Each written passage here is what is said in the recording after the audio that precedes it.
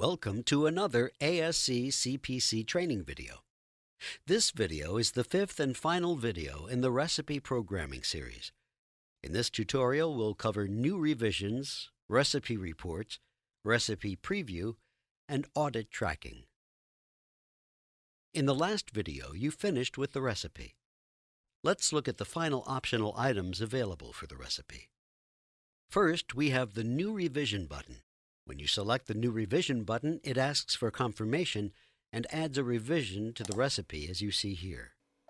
The revision creates tabs on the Recipe Information section so you can access archives of the original recipe.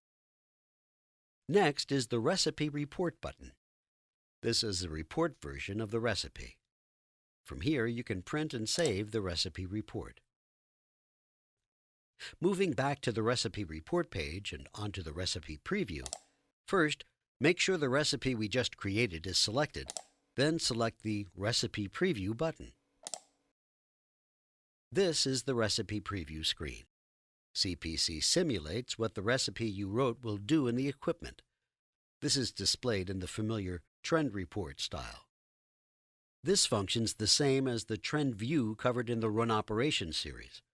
It provides an easy method to verify that the recipe you have written will execute in the manner you have intended.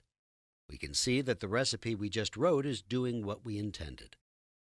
Pressure goes to 85 pounds per square inch, and temperature is set to 350 degrees for the appropriate amount of time.